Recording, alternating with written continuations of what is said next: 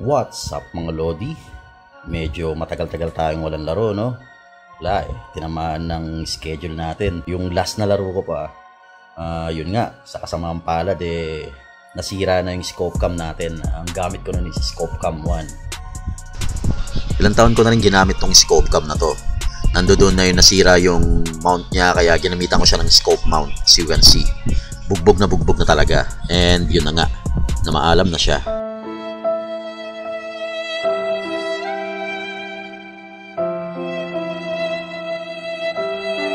Eto, kaya napabili tayo ng bago, which is yung ano ba to? Ayan, Runcam Scope Cam 2. So 40mm lens to mga Lodi. Ayan. So quick review lang to mga Lodi. Unbox natin. Tara! O yun, syempre manual ulit yung bubungad sa atin, no? Ayan, 4K Scope Cam 2 4K user manual. Ano bang meron dito?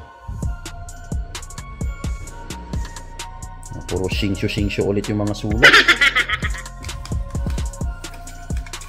Yan na natin yan. So huwag na tayo patumpik-tumpik pa. Dito na tayo sa mismong camera. Yan.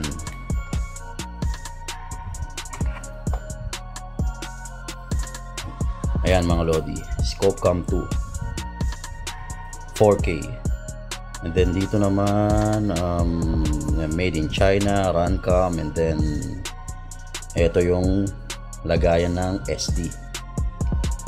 And dito natin lalagay. Tapos unlike sa Scope Cam 1, Type-C na yung cable nito mga Lodi. Yan. And then may kabigatan siya, ha? Compared sa dati kong gamit, yung Scope Cam 1, magaang lang yun eh. Kasi made of plastic lang yun. Ito, made of alloy. So alloy siya, mabigat. So mas matibay na to talaga. Yun isang kagandahan na to.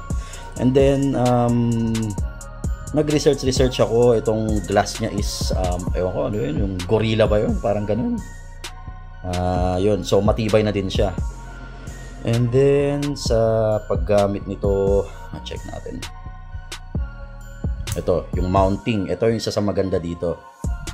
Para sa akin, isa to sa pinakalamang niya sa Scope Cam 1. Bukod sa pagiging bakal niya, yung mount. Syempre bakal na to eh. Yung sa Scope Cam 1 kasi is plastic. Kaya common issue na yung nasisira yung mount dito banda. Yan. Parang nasisira to. Syempre kapag tumatakbo ka and then nakamount siya sa gun mo, yun, masisira. Ito, alloy na siya. And then hindi na siya kailangan ng screwdriver para i-mount or Allen wrench. Kailangan mo lang is yan, pipihit mo to. Meron siyang pihitan, pero pwede rin siyang salpakan ng screwdriver dito, yung flat. Yan, tapos yun, dyan mo i-mount yung barrel, yung rifle mo. Tapos kunyari yan na i-mount na natin, lumusot na, sisikipan lang natin ulit dito. So napaka handy niya talaga and napakadali niyang gamitin. Ito guys, sobrang dali lang ilagay nitong Runcam. So ganito lang siya kadaling kapit. Hindi na kailangan ng tools. So ganyan lang, and then ihigpitan lang natin siya dito. Then that's it. Yan na. So pwede mo siyang so yan, running na siya. And kung tatanggalin naman siya, ganoon din, hindi na kailangan ng tools. So luluwagan lang natin. Sobrang dali talaga guys. Yan. Then push. Then ayun na, tanggal na. Diba? Sa paggamit naman, ano ba to? Uy, nagba-vibrate siya. So pag on mo, nagba-vibrate siya. Nag-vibrate siya ng 3 times and then yan na, running na siya. And then yung LED light niya dito, running na rin. So recording na pala siya kapag ganyan. So blinking siya, recording na siya. Sa Wi-Fi naman, ang nabasa ko doon is long press. So long press nga natin. Yun, nag-vibrate siya ulit. And then nag-iba na yung kulay niya. May halo na siyang purple ba yan? Parang purple. Ayan. So kanina red, blinking red lang siya, 'di ba? So ngayon alternate naman na red and purple. So pag ganyan, i-connect lang natin sa phone. And then yun. So ganito yung pag-connect sa phone, mga lodi. Okay, so para ma-connect natin yung run cam, so kailangan lang natin i-on yung Wi-Fi. And then hanapin natin yung pangalan ng ito. Okay, connected na siya sa run cam natin. And then open yung app. Ayan. And then ito yung mga camera kung ano yung kinonect natin. Syempre yung sa atin is Scopecam 2. So Scopecam 2 tayo, 4K. Yan yung camera natin. Then yan na siya.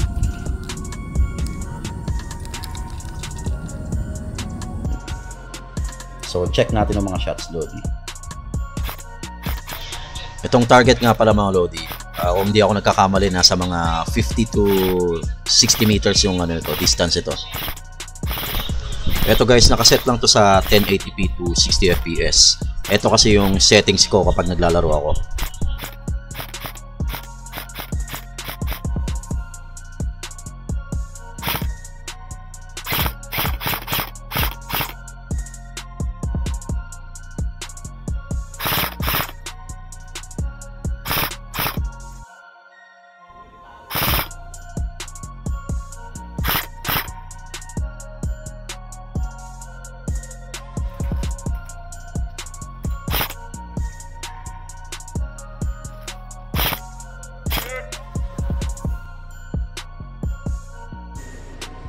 Okay, so patay na natin. So kung papatay naman natin, balik lang natin sa baba, then magba-vibrate siya ulit ng 2 beses. And then yan, okay na. And then sa charging, hindi na tinatanggal yung battery nito. Sa bagay, di ko rin naman tinatanggal yung battery ng Scopecam 1 dati. So ayan, type C lang. So napakadali niyang i-charge kasi karamihan ng mga cellphone ngayon is type C na, di ba? Ito, hindi ka na mahihirapan. Type C na siya. Yan. And then ito nga pala, may pa-free sila sa akin eh. Actually, in-order ko to sa in-order ko tong item na to sa official site ng official Shopee page ng Runcam. And then may binigay sila sa akin free itong recording cable. Sleepy na rin natin. Yan. Ano ba meron dito? Okay. So parang control yata to, para makontrol mo siya.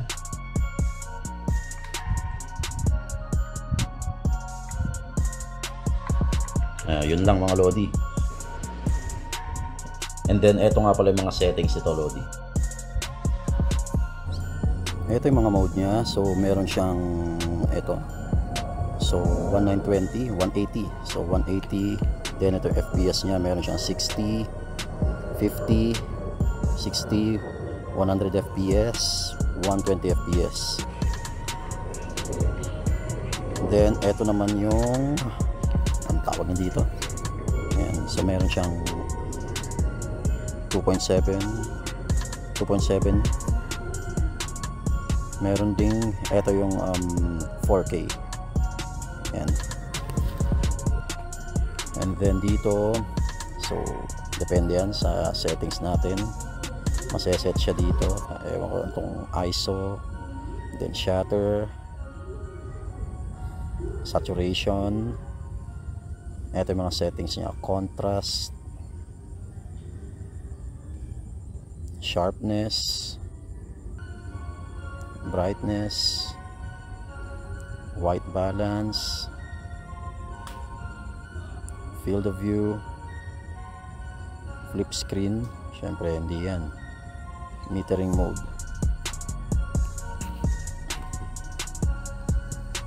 So to, pwede natin siya lagyan ng crosshair.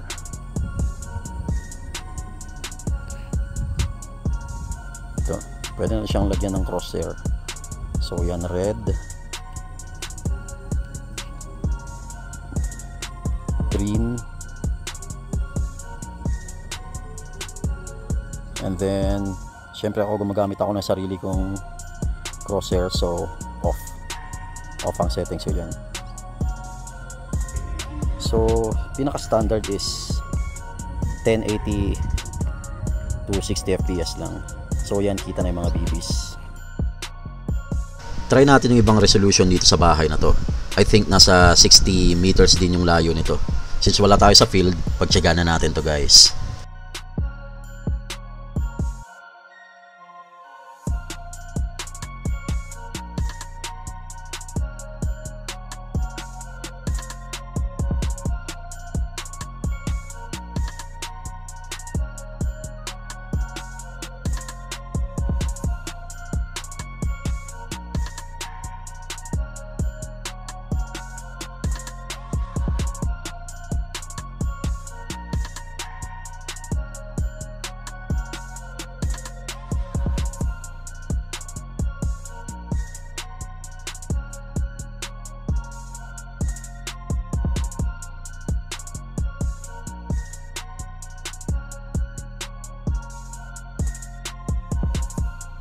Okay mga Lodi, so that's pretty much it. I think yun lang yung mga kailangan natin malaman para dito sa bagong scope cam natin. And ayun nga, medyo pricey siya kumpara doon sa scope cam 1. So ang price niya is toot. Ayan. Narinig nyo? Mura, di ba? So price niya is toot. Ayan. Okay mga Lodi, so that's it. So until next time mga Lodi, sana makabalik na tayo sa paglalaro para matesting talaga natin to. So yun nga, hanggang sa muli. Thank you for watching guys, and see you in the battlefield.